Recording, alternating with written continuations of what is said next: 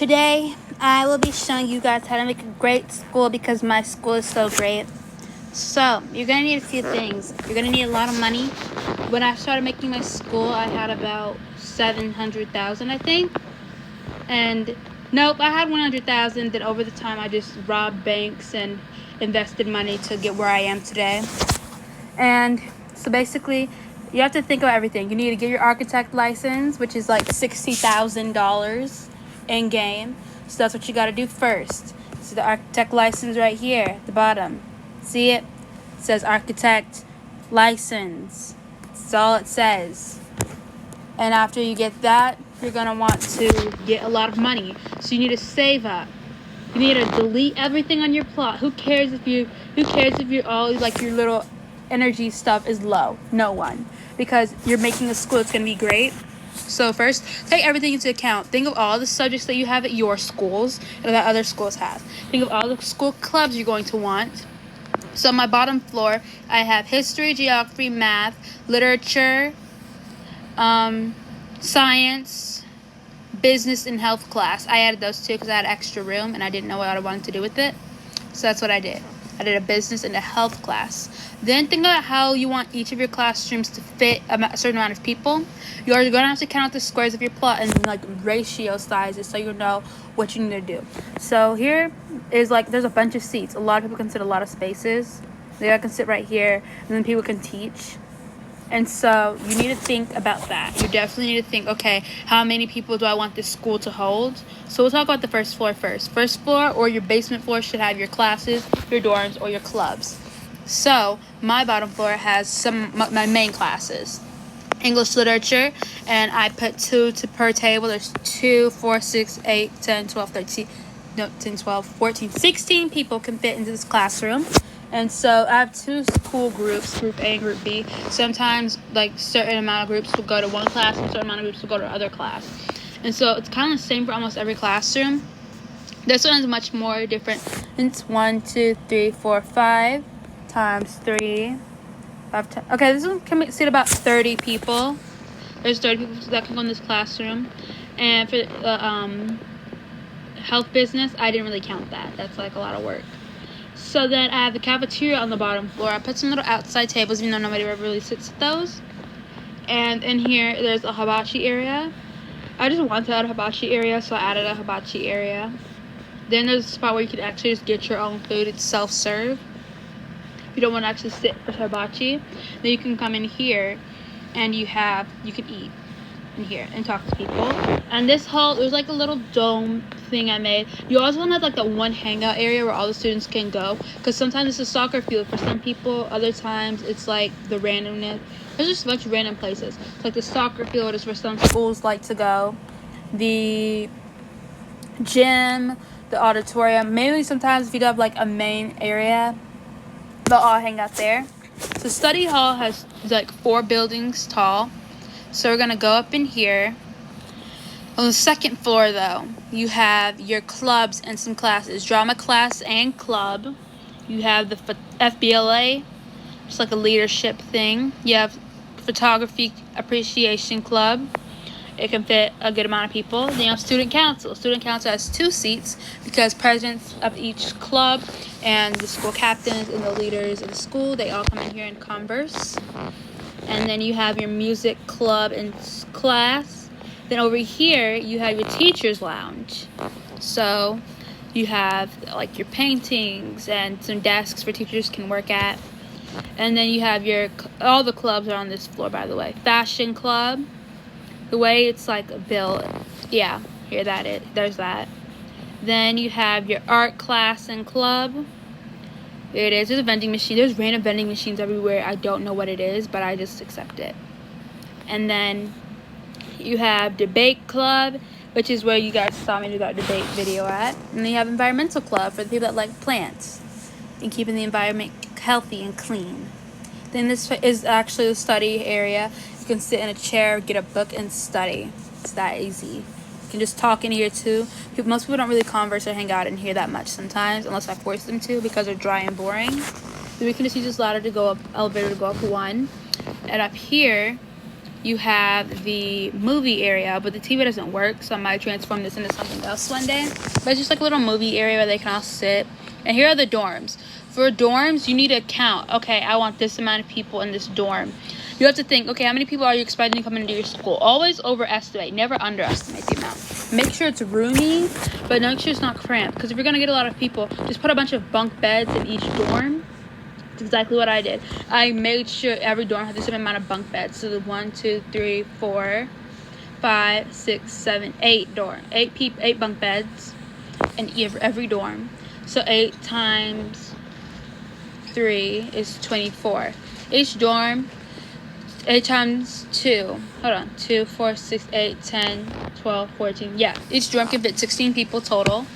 And 16 plus 16 is 32. 32 plus 32 is 64. Then you have the good dorm. 64 plus 6 is 70. So 76. It can fit 76 students. And then I made some teacher dorms at the bottom. You always want to count. Teachers are going to ask if they have dorms, even though there's like a bunch of them will never even have time to go to their dorm. But you just make a teacher's dorm just because. So here's the teacher's dorm. I don't even have 18 teachers, but I always have that dorm, girls' teacher's dorm. And the boys' teacher's dorm is on either side. I had an LED lights into some because I was like, this could be more interesting. This could be more fun. I think I did it to the guys' side. I'm going to go check. If I didn't, I'll have to add those. Yes, I added some in there. That's good. So then you can have reserved dorms. Don't make reserved dorms for your friends. That's annoying. It's crap because the rest of the dorms are crappy, but then the rest are like really, really nice. My dorms are like mid. You have the dorms for the leadership roles of the school. You can't be a leadership role at the school. You have to want it to be a leadership role without realizing, oh, hey, I get a good dorm if I'm in a leadership role. Okay, I'll be a leadership role just so I can get a good dorm. Because half of them will never even attend the meetings. So you also have to count how much people is going to be in your school. So you need to think, okay, I need to have at least this amount of people. When you make at least, you always think, okay, I'm going to have 28 people into this school. So your at least amount needs to be 36 people. So you need to at least have enough room for 36 people in the dorms. That doesn't mean make your dorms cramped and super small. They don't have to have all these extra decorations. Just bunk beds and a bunch of activities around the school. And on the roof, I have a football field. A lot of people like the football and soccer, so sometimes I'll mix it up from time to time. Right now, it's football. And then there's a school dance area right up over here. So here's this little dance area with some lights and some tables and dance floors. And then there's this talk show area, cheer practice and talk show. Right now, this half is my talk show. This other piece is the cheer area. A talk show is what I don't even host anymore, because it takes a lot of editing, and I hate doing that. So, then you have your auditorium. You always need an auditorium where everybody can go and you can speak. So this is what that is. And it has a lot of seats, 64, probably over 64 seats. Students, the black seats are for the staff. So, here's a lot of them. You can I'll pick a random row. I'll pick this row. Sit, you can see. And so then that's kind of it. Oh, but then in the back, there's a little dressing room area. Oh, open. Pull the curtains. It's an automatic door sensor because, the curtain and stuff is so close together.